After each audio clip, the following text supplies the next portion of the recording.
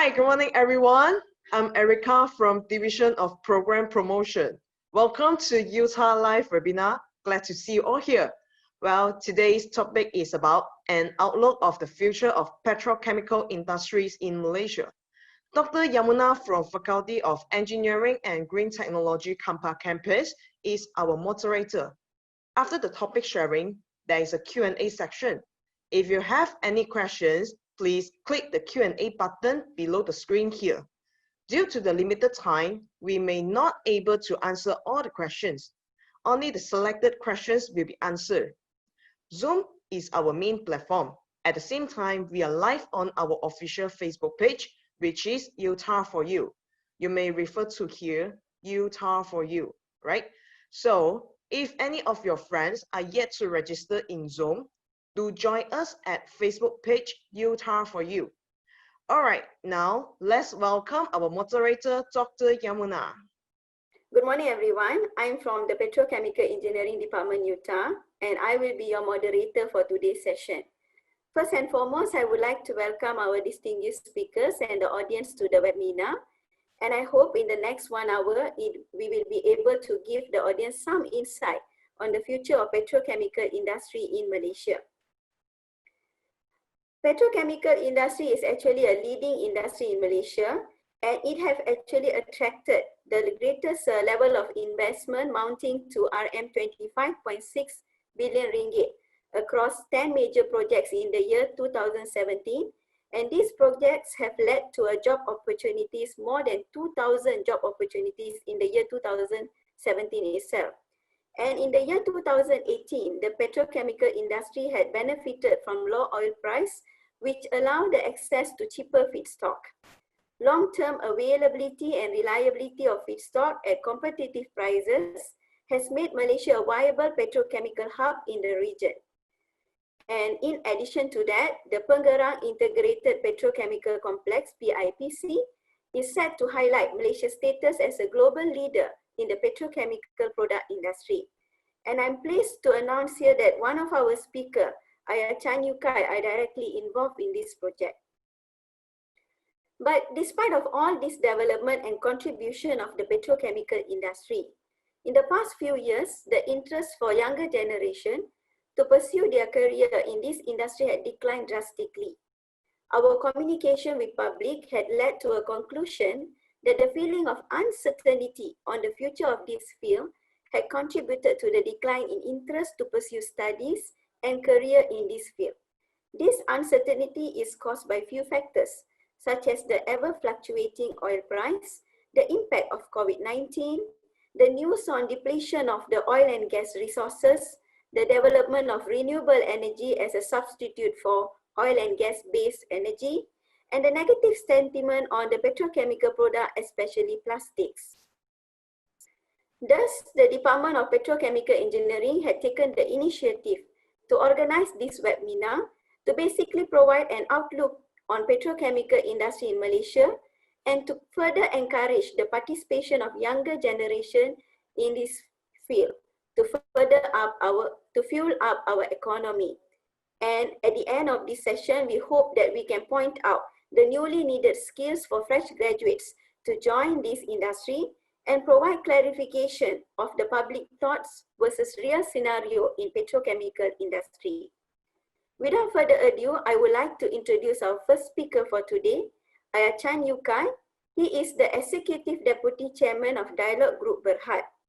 He was appointed to Dialog Board on 23rd September 2005 and is currently the Executive Deputy Chairman of Dialog Group Berhad. He holds the first-class honours degree in Chemical Engineering from the University of Malaya. He is a member of Institution of Engineers Malaysia and is a professional engineer registered with the Board of Engineers Malaysia. He is also a fellow of Institution of Chemical Engineers, United Kingdom. He joined Dialog in 1993 as General Manager and was later promoted as Director and Chief Executive Officer of Dialog Systems Asia Private Limited. He oversees the operation of the group business development, marketing, technical services, and petroleum retail. He was later appointed as the Deputy Group Managing Director and President and Chief Operating Officer of Dialog prior to his current position. He is currently also an alternate board member of Johor Petroleum Development Corporation Berhad. He has over 41 years of experience in the oil, gas and petrochemical industry, including plant operations, project engineering and management, marketing and business development. He was formerly with ICI for 9 years and Petronas for 5 years. Now I welcome Ayachan Yew Kai to deliver his talk. Good morning, ladies and gentlemen. First of all, thank you, Dr. Yamuna, for your kind introduction. I was invited by Uta to give this talk to try to encourage more people to come and join the industry. And so I would like now to share the screen and try to give you a little brief about the industry.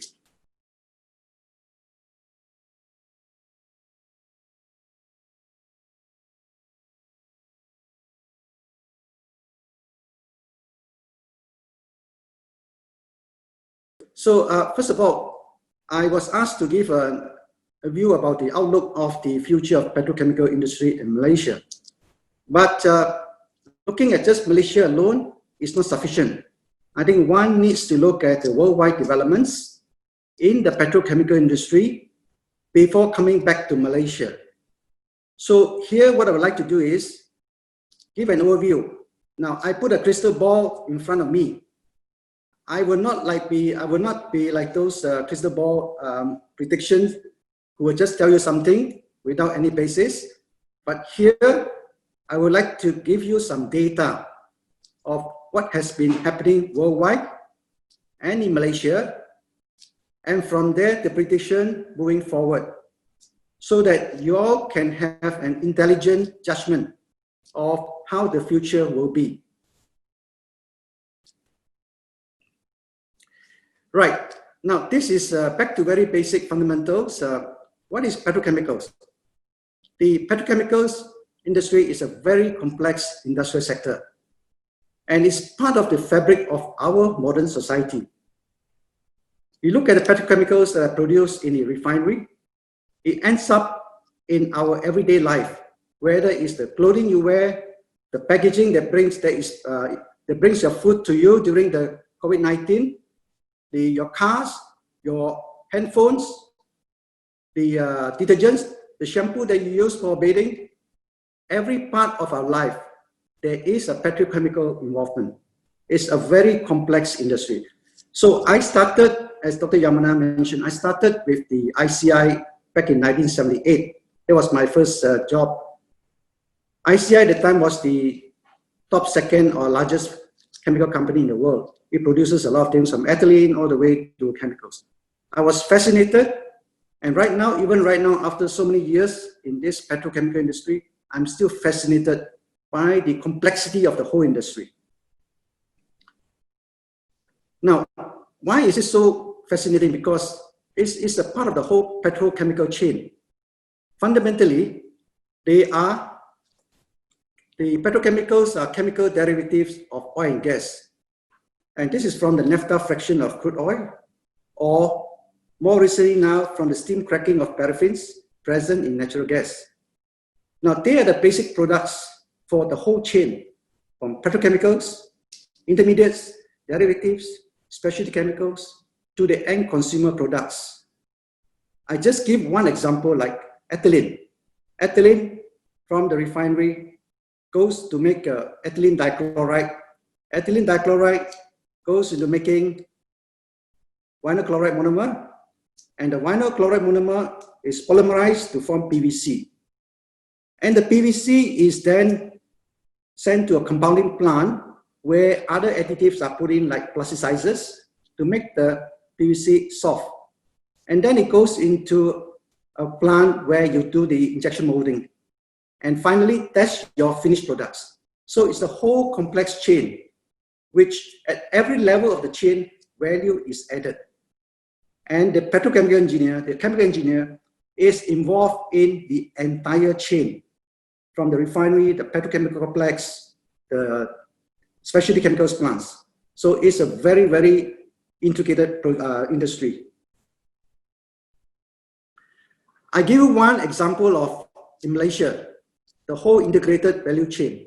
And this is how Petronas has developed the whole petrochemical chain in Malaysia. Now, this is what Petronas has done. From the natural gas, they extract the ethane, the propane, the butane, and of course the methane. And then they produce the basic products, the ethylene, propylene, and butane, isobutylene, the carbon monoxide, ammonium methanol. From the naphtha, of course, they do the cracker. They form the paraxylene, they produce benzene, ethylene, propylene, butadiene, etc. And then this goes to the next step of the intermediates, ethylene oxide, LDPE, LDPE, etc., styrene, butanol, etc. And finally, it ends up in the final products. So this is what Petronas is doing here. The actual chain is very, very complex if you look at what other bigger companies are doing. So I just give you one example of this industry, how it is integrating the products from feedstocks to finished products. Right, now, an outlook on the petrochemical industry is not complete without looking at the outlook on the demand and supply of oil. As I mentioned, petrochemicals is produced in the refinery. So currently, if you look at what is the past data, this chart is provided by one of the top oil companies in the world, the top 4 in the world. And they look at the past data all the way from 1970 until 2019. And currently, in ballpark numbers, the world consumes about 100 million barrels of oil per day, roughly. Now, moving forward, what is the outlook for the demand and supply of oil? They have looked at various scenarios. The one at the top in red is based on the scenario that life goes on as usual, no changes to how we live, so oil consumption will continue to go up. But I think you and I know that this will not be the case. There are a lot of issues, a lot of factors affecting the demand and of course the supply of oil, and they have looked at various scenarios. One of the scenarios, they look at the one in yellow, single-use plastics ban will impact on the demand of oil because the demand of plastics will come down. There's also another factor there which talks about the energy, renewable energy. This is the part of the rapid transition. What about globalization? So they have looked at all these factors and they forecast this on all the way up to 2040 based on various scenarios. Right, now moving on to plastics. Now this table, this chart is produced by the International Energy Agency. You can see the growth in this petrochemical production consumption has grown over the years in all the various key factors, whether it's PET, HDPE, PVC, LDPE, PP, PS, and others. It has grown. Now, if we look at 2020, this is what is actual data. Now, moving forward, as I say, they are just doing predictions based on the past and based on what they expect our way of life will be moving forward. This is just a prediction moving forward. Right. This is a prediction of the actual consumption. Now, what is the outlook for the demand in petrochemicals? I share with you two different views, which are almost the same, by two different organizations. The first one is the International Energy Agency. This is the one, the agency worldwide, which checks, which monitors the consumption of oil as well as petrochemicals. Now, currently, as I mentioned, roughly about 12 million barrels of oil production, which is about 12%, is used for production of petrochemicals. Now, IEA expects this to rise to 17 million barrels of oil demand eventually. Now, I share with you another outlook by McKinsey and Company. McKinsey and Company is a consulting company, very big. Now, they look at the last decade. There is a growth of 3.6% demand for petrochemicals globally. they the forecast expect the growth to slow down to 2% to 3% globally. However, the growth in Asia Pacific, that's where Malaysia is, will outstrip the growth in developed countries. Now, the complexity now is moving forward. Demand for oil is expected to slow down due to development of renewable energy and electric vehicles. However, petrochemicals will be responsible for 70% of new oil demand. So this is the trend moving forward, and this has led to a lot of complexity in the petrochemical industry, which I'll mention after this. Those are the forecasts by those big organizations, big companies. But moving forward, what are the issues affecting the demand growth for petrochemicals? I put down some of the factors here. The one I put in boxes, in rectangular boxes, are factors which I think no one can predict. Trade wars. President Trump, US-China trade wars. How does it impact on us?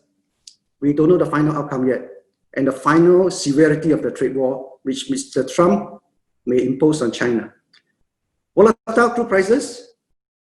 Again, this is something which we cannot predict. The prices, there are a lot of factors involved, including geopolitics. If Saudi and US and Russia decide to go into a war, into a trade war in terms of crude oil, they dump the prices. There's nothing much other countries can do. The third factor, pandemics. Right now, in the midst of these pandemics, we have had SARS before, we have had this MERS from Saudi Arabia before, now we're coming to this COVID-19. When will be the next pandemic? Nobody knows. The impact, we are now going through this impact. The recent pandemics destroyed the oil demand by 20 million barrels a day. Very, very serious destruction of oil demand. Again, looking at geographical tension, something we cannot control, we cannot predict. If there's a war in the Middle East, oil price is affected, supply of oil is affected, petchem prices will rise. So those factors, it's difficult for us to predict and talk about this. But the other factors, starting from climate change, CO2 emissions, renewable resources, bio-based chemicals, imbalance of demand between fuels and petrochemicals, renewable energy, green hydrogen, environmental concerns, single-use plastics. We can analyze the impact, and I will walk through some of the steps which the petrochemical industry is right now doing. And of course, you've got a new normal, people working from homes, e-business, which also has led to a lot of use of packaging. So very quickly, I just go through this. Previously, in a conventional refinery, roughly about 8 to 10% of the crude is converted to chemicals per barrel. Nowadays, the well-integrated refinery complex, there is a conversion of 17 to 20% of crude to chemicals per barrel. So what the industry is now doing to meet the imbalance in demand of crude to fuels, the fuels and petrochemicals, is to reconfigure the whole refinery complex. I'll show you one example. The industry now has taken up the challenge. What people want are more petrochemicals, specialty products, not fuels. So right now in this Hengli refinery in Dalian, China, they have built a plant which achieves 42% conversion of crude to chemicals. You can see the basic block chart here. Likewise, in Aramco is also constructing a plant in Yanbu, which achieves roughly about 40% conversion of crude to chemicals, because now the demand is more for petchem rather than fuels. But the industry is not resting on these successes. The petchem industry is now taking up the challenge further, and now Aramco has started engineering work to further increase the conversion of crude to chemicals to up to 70 to 80%. So in future, they call this not an oil refinery, it's a crude to chemicals refinery. The end product is petrochemicals. They have started engineering work, they have entered into technology development agreements, and they're going to put a first C1 off-gas conversion into higher C2 products. using the Siluria oxidative coupling of methane process. This process is a pilot plant working well. Now they're going to bring it up to a bigger scale on this project. So you can see the industry now is taking up the challenge to advance the technology to meet the market requirements. Yeah, we talk about the environmental concerns. What is the impact? 2015, we had the Paris Agreement to limit the temperature rise to 2 degrees to not more than 2 degrees C. So the developed countries are pushing hard on zero carbon emissions, no carbon emissions, on net zero carbon emissions. So what are the initiatives done by the industry? Green hydrogen from renewable energy, which is wind, solar, hydro, geothermal, wave. But how do you transport this hydrogen, the lightest molecule, over long distances? So now a lot of efforts, billions of dollars are being pumped into projects, pilot plants, demonstration plants to test how you transport hydrogen over long distances. Wired carriers like methanol, ammonia, methyl cyclohexane, or other liquid organic hydrogen carrier. Now, electric hydrogen fuel cell vehicles are also on the rise. But what is the implication for the petchem industry? These electric vehicles, hydrogen fuel cell vehicles, require lighter components, and you need specialty chemicals for this. So the demand for specialty chemicals for components in the vehicles will rise. I also want to talk about carbon capture and sequestration, where the need is to capture the carbon and not let it go into the air. So new technologies are being started, are being looked at. So first one is the direct conversion of carbon dioxide to carbon monoxide and chemicals. So these small container units are being sold now. They actually captures carbon dioxide converted to carbon monoxide for small electrical plants and chemical plants. Just now we talked about the use of single-use plastics. The industry is now moving towards a circular economy against a linear economy. So initiatives to reduce, minimize use, reduce, reuse, recycle. So there's an impact on the petchem industry. The demand will come down. And there's also a move towards renewable products from renewable sources, which doesn't compete against the food chain, such as biodegradable products, PLA, PHA, all from biomass. And there's a lot of efforts now to produce renewable diesel, jet fuel, ethanol, acetic acid, glycol from palm oil and used cooking oil. And also to convert waste to useful products like syngas, fuels, or the power. Now you may think that this will reduce the use of plastics. Yes, it will. It will. But in the same light, you need a lot of technologies to do the alternative, like biodegradable products. These are basically, aside from the bioreaction initially using bacteria, the rest of the plant is your basic chemical engineering. Distillation, purification is all pure chemical engineering. Renewable diesel and all that is also a chemical process, petrochemical process. Conversion to useful products through pyrolysis and all that, they are also petrochemical processes. So you can see the demand for engineers in these areas is going to go up. Right, now moving on to Malaysia. This is what we are talking about. Malaysia has a fair share of the petrochemical industry worldwide. So you can see this map, I extracted this from various data and I summarized it here. It's quite well advanced in Malaysia. You can see from Sabah to Sarawak to Johor, Kerteh, Kedah, Penang. And it's just not Petronas alone. We have a lot of other companies. The Hengian Refinery, the former Shell Refinery. You got the BSF, you got, of course, Lotte, the other speaker from Lotte. We got Sintoma, Idemitsu, we got Torre. They are all here in the country. And of course, the one OOSP is from Indian company. Various companies operating in Malaysia, not just Petronas alone.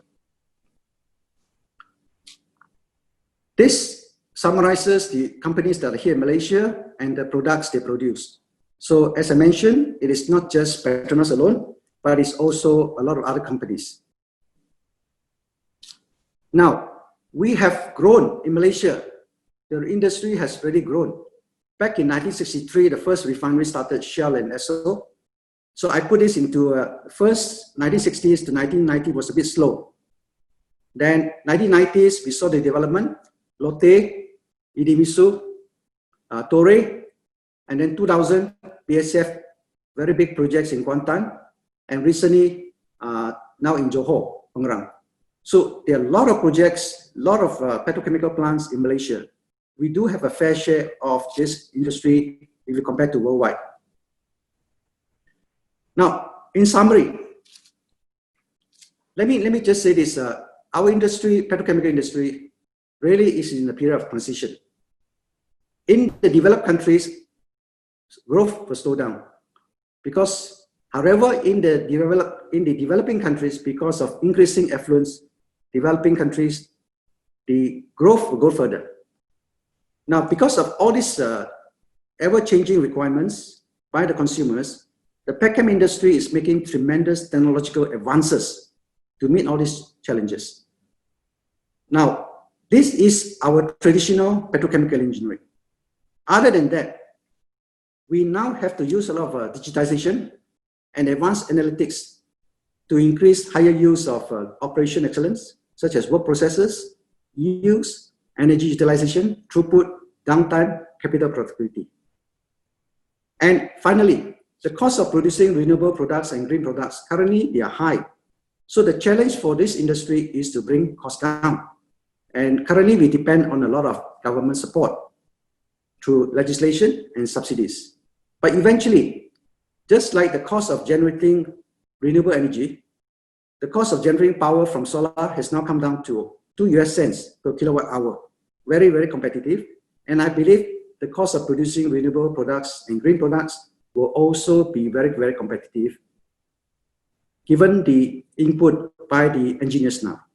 So I will conclude that indeed it is a very exciting time for the engineers in the petrochemical industry. I just want to say that our project in Pengerang, they are going through a commissioning. There are a lot of feedstocks coming up from Pengerang. Feedstocks like ethylene, propylene, butadiene, yes, and isononyl alcohol. And the industry is now looking at converting this into further downstream products. So a lot of new plants are being planned in Pengerang. First one, I think, is, you may have read, natural rubber. Malaysia, the glove industry is really booming. They require natural rubber, and natural rubber is made from butadiene and acrylonitrile. And butadiene is produced in Pengerang. So the first big plant coming up in Pengerang to produce natural rubber will be starting work soon. And because you are producing natural rubber from acrylonitrile, then we are looking at producing acrylonitrile in Pengerang itself. So the whole industry is growing in Pengerang. So with this, I'd like to end my talk, but I wanted to say that it is indeed very, very exciting time for engineers in the petchem industry. Thank you very much. Thank you, Ayachan. The facts presented by Ayachan definitely had provided valuable information on development of the petrochemical industry, the future trends and the challenges that the industry faces in the region. Okay, now I would like to move to the second speaker of our session, Mr. Pham. Mr. Pham Chu Peng is currently holding the position of Director, Safety and Environment at Lotte Chemical Titan in Malaysia. He graduated with a BSc Applied Chemistry from Portsmouth Polytechnic, UK in 1983 and has a Master in Chemical Engineering degree from University Technology Malaysia, UTM, in 1996. He is also a CIMA competent person and was a former registered safety and health officer with Department of Occupational Safety and Health, DOSH, Malaysia.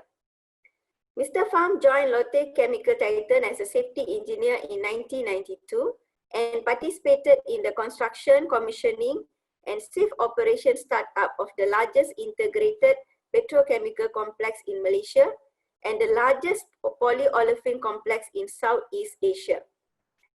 He has spent 21 years working at Lotte Chemical Titan's plants and was part of the team who initiated the successful implementation of process safety and risk management programs followed by OSHA's 18001 and ISO 14001 management system.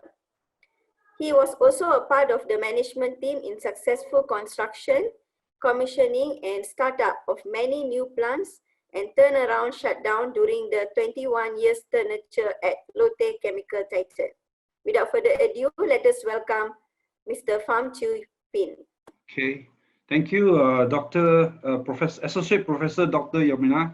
So now I will share my presentation material first. Okay. So again, I would like to thank Utah Department of Petrochemical Engineering and the Faculty of Engineering and Green Technology for inviting me as a speaker for today's seminar, an outlook for the future of petrochemical industry. So as I mentioned by Dr. Yumana, I have been actually with Lotte Chemical Titan for the last 28 years, actually, not 21 years. So before I go into the detail, let me just quickly show our Lotte Chemical Titan for the corporate presentation, just to quickly go through where we are from so that we can further discuss on the actual topic. So I'll start off with the first slide. If you look at Lotte Chemical Titan, basically we are a very big Korean company based in Korea, a very diversified company, global company in Korea. And the business actually is very, very diversified in terms of hotel, retail business, and so on. And chemical industry, chemical business plays a very important role in our Lotte business. Okay, so you can see from the slide, Lotte Chemical or Lotte group is everywhere around the world. So it's a very big conglomerate company in the world based in Korea. And Lotte Chemical Titan is one of the subsidiary, a public listed company in Malaysia. Okay. So just coming back to our Lotte Chemical Titan, we started our operation in 1991 and I joined Lotte Chemical Titan in 1992. I can see in the 28, 29 years of development, we started as a first integrated complex in Malaysia. Then we were acquired by Lotte Chemical in the year 2011. And you can see a lot of expansion is going on during the time. And moving on to the next part of the journey is to continue to be the what you call the largest petrochemical complex in Southeast Asia. That is our vision actually. So just to show you some of the company that is involved in Lotte Chemical Titan. Lotte Chemical Titan in Malaysia, we have a few companies, Indonesia, and we also have a few companies in USA, a part of the partners, shareholder in USA, and also in Lotte Ube synthetic rubber. We are minority shareholder there. Okay. In terms of Malaysia, our main production facilities actually is in Pasir Gudang, as you can see here, and also in Indonesia, in Merak, Cilegon province. We also have a very big petrochemical complex in Indonesia, and it's also the area where we will be expanding quite rapidly in the next few years. So coming back to Malaysia, you can see that we actually manufacture polyethylene, polypropylene. We also have derivative plants like benzene, toluene, terbutyl alcohol, and so on. So it's a whole integrated chemical product, petrochemical product that we make, including plastic, PE and PP. Okay, I can see as just now IR Chan has mentioned that our industry basically is tied to the refinery, and more specifically, naphtha is our main feedstock if you like, where we use it to crack the naphtha. Then we produce polyethylene, ethylene, and propylene, where we actually polymerize those raw material to form plastic, which is polyethylene and polypropylene. So the polyethylene and polypropylene has a lot of uses in international. We use it in the car industry. We can make plastic bottles and so on. So it's a very wide range. And I think the key point is petrochemical industry is a evergreen industry, meaning that as long as we human expands or the GNP grows, this industry will grow no matter where you are, because these are basic building block for a better life, you know, in the world. So a plastic will never be obsolete. It will always be an evergreen product. So that is the last point about this petrochemical industry. Okay, and just to give you some idea where we are at, our vision. Currently, Lotte Chemical Titan is at revenue is about $2 billion USD, and we forecast in 2024 to be able to produce about $6 billion USD revenue in the next few years. Okay, so this is our vision. So okay, so that is a little bit on the company that I work with. We work with. So now just to come back to this relevance in terms of these petrochemical engineers. Now, if you look at the industry, there are many positions in order to operate safely and efficiently a petrochemical complex like us. We need a lot of engineers, chemical engineers, and specifically petrochemical engineers. Some of the positions that I just identified on the left-hand side, you can see the shift technologies. These are people who will be working on shift 24 hours to operate the plant. Our plant operates 24 hours, 7 days a week, and 365 days. There's no stopping. So every day, for 24 hours, there will be people monitoring and actually operating the plant safely. Okay, so we also have opportunity like process engineer. Process engineers are basically engineer like chemical engineer or petrochemical engineer who look at the process, how to troubleshoot in case there's any problem with the process, or how do you ensure the efficiency, the productivity, and also the quality of the product that is produced. We also have technical engineer to look at how to improve the process. For example, you want to have any bottleneck, for example, you want to increase the production, or we face some technical issue with the process. So the technical engineers are very important. And also we have this safety engineer, which is a process safety engineer, occupational safety engineer, environmental engineer. And so there is a huge group of people that work in our Lotte Chemical Titan or in this industry are basically engineers, well-trained, experienced, many years of experience in chemical engineering. And if you look at the skill on the right-hand side, basically, if you look at our engineers, they have a good chemical engineering knowledge, special chemical technology skill. Like I say, you're running a petrochemical plant as sophisticated as our plant, you need to have a lot of knowledge or specialized skill. For example, if you are a process safety engineer, you need to know about the hazard study. You need to know how to evaluate the risk assessment. So these are very industry-based skill that each engineer need to know.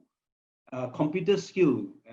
Our process plant are basically highly computerized in the sense that all the process parameter in the plant, in the process pipeline, the temperature, the pressure are all monitored 24 hours using computer system, DCS system, we call it the distributed computer system. So computer skill is also a very important aspect of our engineers.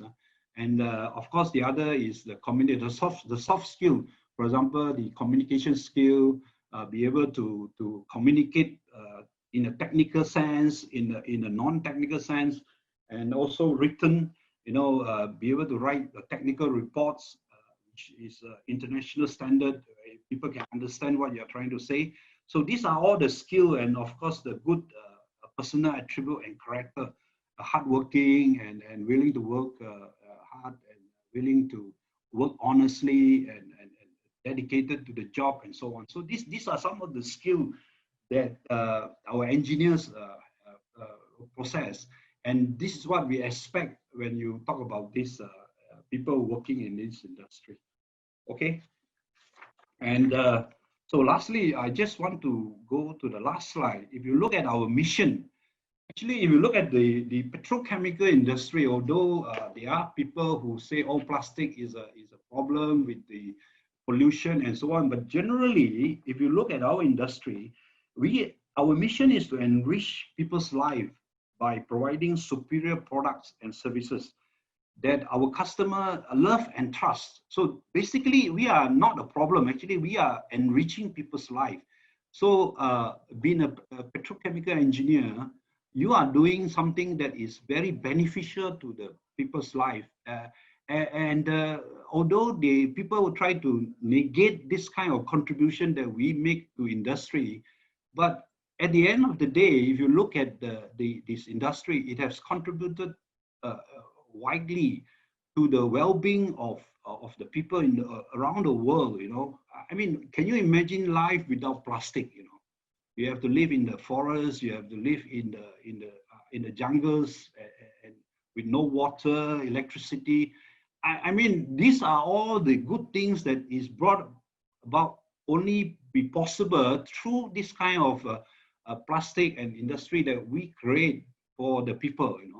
So as my experience is concerned, even though there are some negative people talking about the plastic pollution and so on, yes, we need to identify the problem and fix it. The plastic is not the problem, it's the people who use the plastic is causing the problem. So we need to overcome this kind of problem. But generally, the petrochemical industry are doing a great job for the people. I think this is important.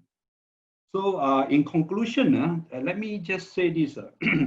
After 28 years of working in the petrochemical industry, I strongly encourage engineers, or people who are studying now to look into this area here, because it is a very challenging area. And of course, in terms of benefits and remuneration, I think we are one of the best paid industry. If you look at compare with other industry, and it is a very stable industry compared with, let's say, electronic industry. We are very stable. I mean, once you have the experience, like 10 to 15 years experience, you are a asset to the company. Actually, a lot of people will look forward to hire you because of your skill and knowledge, very specialized and very important skill and knowledge actually. So basically that's all I have, and because we don't have much time, we will leave it to the question and answer if you got any other question that you have. So I pass you back to you, Dr. Yamuna. Okay. Thank you, Mr. Pham. Okay. Yeah, yes, I can definitely cannot imagine a life without a plastic, as you mentioned. And I agree, and I think many of us will agree that a plastic management by users are the main problem, not the production of the plastic. Yep. So, yeah, so we may now move on to our question and answer session. So our audience here have some questions, so I will read the questions on their behalf. So the first question is posted by Yoga to, I think, Chan. First, she thanked the sharing session, and the question is, we acknowledge that the pandemic hit some industries real hard. What is the future outlook of petrochemical industry in terms of job vacancy in the next 5 years? Sorry, what is the opportunity for? Can you repeat again? What is the future outlook of petrochemical industry in terms of job vacancy in the next 5 years? Okay. Right. You're looking at Malaysia or worldwide? I mentioned right now, worldwide, in those developed countries, all the efforts are going into renewable energy, renewable products. So there's a lot of work going on to reconfigure the refineries. Now, you know, Neste is the world leader in producing biodiesel from used cooking oil, tallow, you know, the fat which comes out from animals. They collect all this, used cooking oil, palm oil, waste palm oil. They send it back to Europe for refining. And because in Europe, they support all these industries with, of course, with government grants. So a lot of work is going on there. So there's a lot of employment created in this area, no?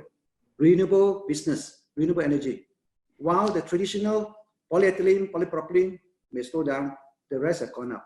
Now coming to Malaysia, I think you're more specific about Malaysia because you're interested in Malaysia. We're all Malaysians. As I mentioned, we got feedstocks coming out down south in Pengerang. You got the butadiene, you got isononyl alcohol, ethylene, propylene. These are now the feedstocks for the next generation of specialty chemicals.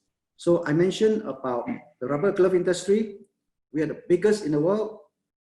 The rubber glove industry requires nitrile rubber. Nitrile rubber is made from butadiene and acrylonitrile.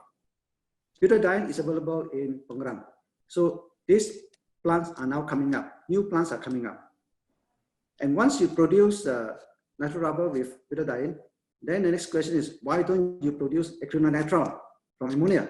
So again, companies are looking at it, the next step, produce acrylonitrile. So there are a lot of projects coming up in Pengerang because the feedstocks are there to move on to the next step.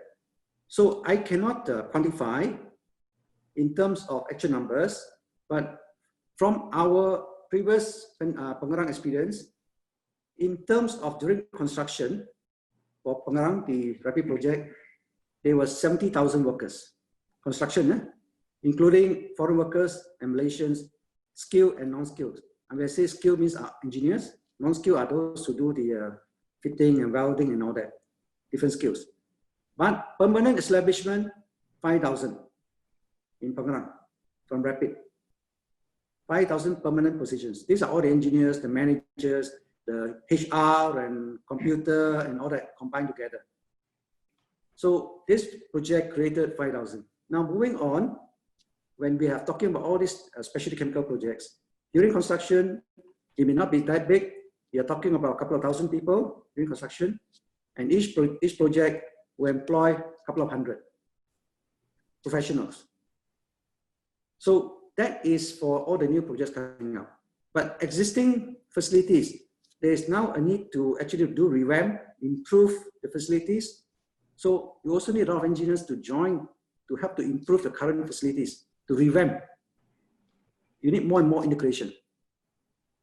So I cannot tell the quantities, but it is going to be on the upward curve, moving up. I hope that's able to answer your question this way. Yes, Ayah Chan. I would like to clarify another issue there from Ayah Chan, especially. If we look into the renewable energy trend, right?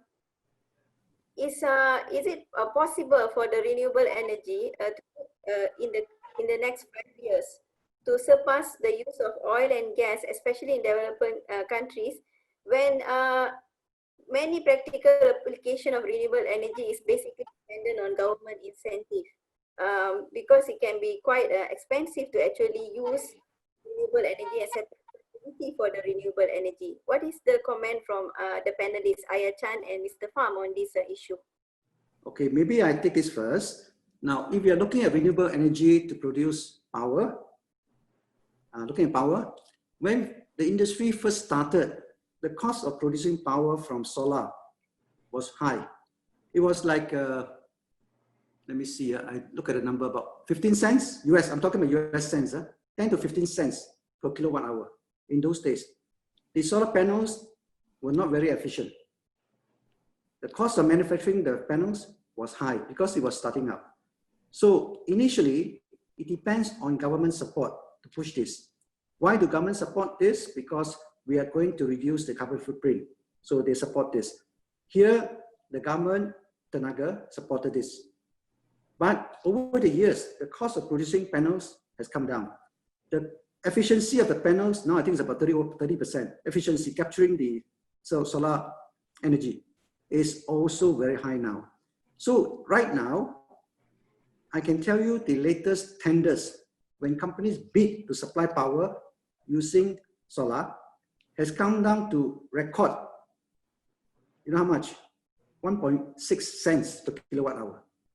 In Qatar, in the Middle East, of course, this is provided, I think the land, they say, okay, give it the land, you just come in and build a facility. 1.6 cents, which is multiplied by 4, 5 or 6 Malaysian cents, 1.6, less than 10 cents per kilowatt hour, Malaysian cents.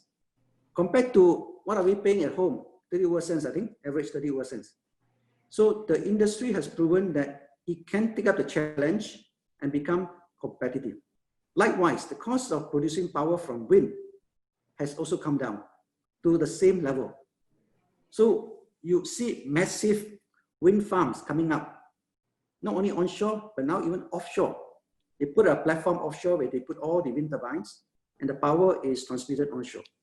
It is getting very, very competitive. So in terms of renewable energy, the percentage is going up. But just now I show you the chart where the forecast is from one of the major oil companies. It talks about, which traditionally used to go into all these power plants, but now is down because we have renewable energy. So they are looking at about renewable energy eventually maybe contributing about 30%, 40% of the power requirements worldwide. Actually, if you really go and study this right now, massive, massive efforts have gone in to put up all these solar panels and wind farms. Australia, China, Europe, UK, are plenty. I tell you, there are plenty everywhere. So that is on renewable energy. Does it help to? Yeah. Does it help to answer? Yes, that was very insightful.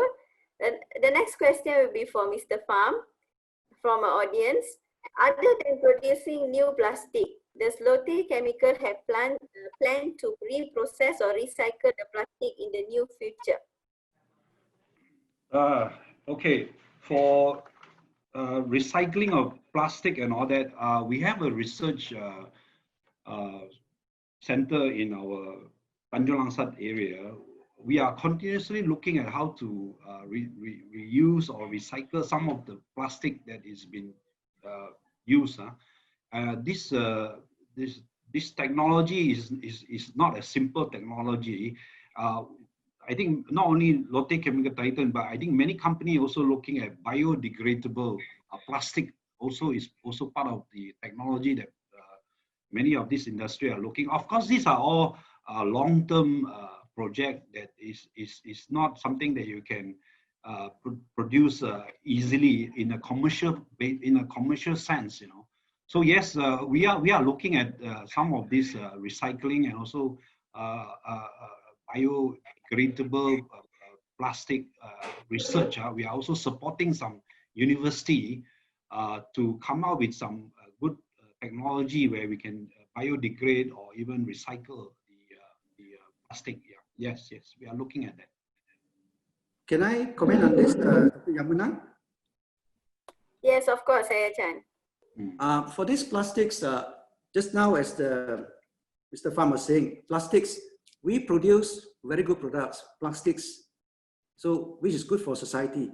But the people who throw all this trash into the ocean are the consumers, not us, not the petrochemical engineers, it's the consumers. So it's a matter of putting the legislation, training from young in schools, teaching the children how to handle this properly, then we wouldn't have this problem. So I've gone to countries like Japan where they are very, very advanced in sorting out rubbish, you know. This plastic is one bag, this plastic another bag, this one another bag, vegetable stuff another bag. Very, very, very advanced method. So it's easy to go into a circular economy in Japan where you take certain plastics and recycle it. There are a lot of industries right now to recycle these plastics. The easier one, of course, is take the plastics, chop it up, use it back as a filler or other things in, just now I talked about compounding. You can use it as filler, or you can convert to other products like construction. Use these plastics, melt it with other materials as construction boards. That's one.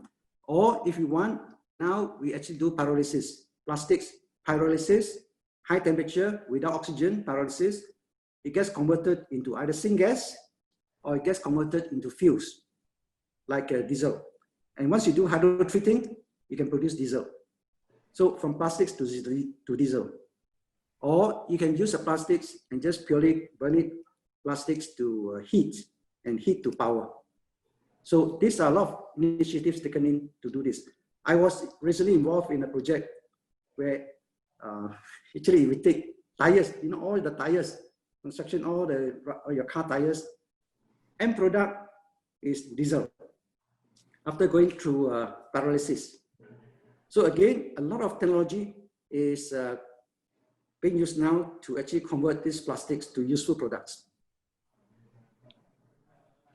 Thank you, Ayah Chan. So the next question is by Z Teng Eng. This question is for Ayah Chan also. I learned that the demand of oil and gas is shifting from fuel to petrochemical products. In your opinion, is the transition of the demand is balanced, which is to say the reduce in demand for fuel is proportionally hedged by the increase in the demand of petrochemicals? Thank you. Now, just now I mentioned the demand for fuel will come down because of electric vehicles, because of these hydrogen fuel cell vehicles, the demand will come down. Right. Now, the demand for petrochemicals will go up. So in future, 70% of the demand for oil, the increase in oil demand, will go into petrochemicals. So from every barrel of oil, last time you were producing more fuels. Now you have to produce less fuels. You have to convert the balance of the barrel of oil to petrochemicals. So this is the challenge to the industry. So the demand for fuels come down, demand for petrochemicals going up. So what do? You need to convert more from fuels to petrochemicals. And that's where just now I showed the chart about how the industry is taking up the challenge. Moving on, from now on, the refineries will be called crude to chemicals refinery. No crude to fuels. We try to produce as much as possible petrochemicals from crude. So currently, the industry has achieved 41%. 1 barrel of oil, last time we can have 20% of fuels. 20% of chemicals, petrochemicals. Now, 1 barrel of oil, you're producing 41% of petrochemicals. Currently already achieved to meet the imbalance. But the next step is even more challenging. 1 barrel of oil convert to 70 to 80% of petrochemicals. Your ethylene, propylene, paraxylene, etc. Leaving behind only 20% of fuels for your diesel and gasoline. So this is a challenge the industry has taken up, and of course, our big brother Aramco is the first one. They are doing this project in Saudi. Already started the design work. So as I say, it's actually very, very challenging with all these new developments. New catalysts are being formulated to meet this requirement. You depend on a lot of catalysts as well. Other than the process, you need a catalyst to support that. I hope that's this answers the question. Yes, Ayah Chan, thank you. Okay, I think due to the limited time, we have to stop here because it's already 12 o'clock. Okay, so again, I would like to, from the Department of the Petrochemical Engineering, Utah, I would like to again thank our panelists, Ayah Chan Yew Kai and Mr. Pham Chew Ping, for spending their valuable thoughts and insight with us. I hope the webinar have been fruitful one for the audience. Now I will pass the session again to the organizer. Thank you, Ayah Chan and Mr. Pham Chew Ping. Thank you. Thank you. Thank you. Thank you. Thank you. Thank you, Dr. Yamuna, IR Chan, and Mr. Pham for sharing. Before we end, please allow me to introduce you to this program. Bachelor of Engineering Honours Petrochemical Engineering is a 4-year degree program in Kappa campus, specialized in application of science, in particular chemistry, physics, and mathematics, to the process of converting raw materials of petroleum or other hydrocarbon origin into more useful or valuable products. Last but not least, today's webinar will be recorded at our official Facebook page, Utah for You. Okay, so for more further inquiry, you may contact us through WeChat, WhatsApp, and Facebook. Thank you for joining us today and have a nice day.